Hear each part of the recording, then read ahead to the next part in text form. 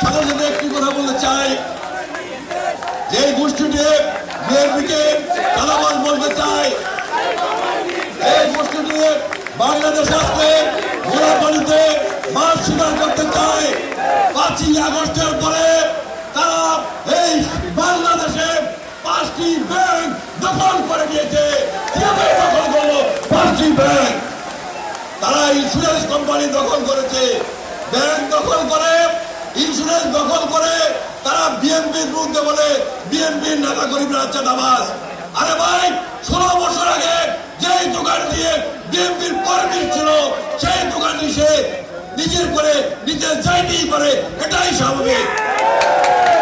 না চাঁদাবাজি নয়, এটা তাদের দোকান উদ্ধার করে বলা হবে। কিন্তু আপনারা যে বাংলাদেশে 5টি ব্যাংক দখল করে নিয়েছেন, আপনারা যে ইন্স্যুরেন্স ব্যাংক দখল করে নিয়েছেন, আপনারা হলেন ডাকাত, আপনারা ডাকাতি করেছেন। সাথী বন্ধুরা, আজকে বলতে চাই, এই ডাকাতদের কাছ থেকেও সাবধান থাকতে হবে। বিএনপির সকল ছাত্র কর্মীদেরকে একত্রিত হতে হবে। কোন ভাড়াটিয়া করবে যারা তোদের আওয়ামী লীগের নামে স্লোগান দিয়েছে, বিভিন্ন দলের নামে স্লোগান দিয়েছে, তাদেরকে সাথে নিয়ে দল ভারী করে কোনো লাভ নেই। আজকে আমাদের আজকে কিন্তু আমরা ক্ষমতা আসিনি, ক্ষমতা অনেক দূর। যারা আজকে আমাদের সাথে আসছেন তাদেরকেও বলতে চাই, আমরা কিন্তু ক্ষমতা আসিনি, আমাদের আন্দোলন সংগ্রাম করতে হবে। আমরা বিএনপি নেতারা আন্দোলন সংগ্রাম করে করার জন্য তারেক রহমানের নেতৃত্বে আমরা প্রস্তুত আছি।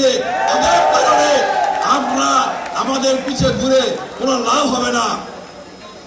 সাথী বন্ধুরা, বক্তব্য দীর্ঘায়িত করবো না, শুধু একটি কথা বলতে চাই। আজকে দেশের বিরুদ্ধে, আজকে বিএনপির বিরুদ্ধে বিভিন্ন রাজনৈতিক দল, কিছু রাজনৈতিক দল, আন্দোলনের মহল আজকে চক্রান্ত করছে, ষড়যন্ত্র করছে। আজকে বিএনপির স্বেচ্ছা কর্মীদেরকে, শহীদ জিয়ার স্বেচ্ছা কর্মীদেরকে, বেগম জিয়ার স্বেচ্ছা কর্মীদেরকে, তারেক রহমানের স্বেচ্ছা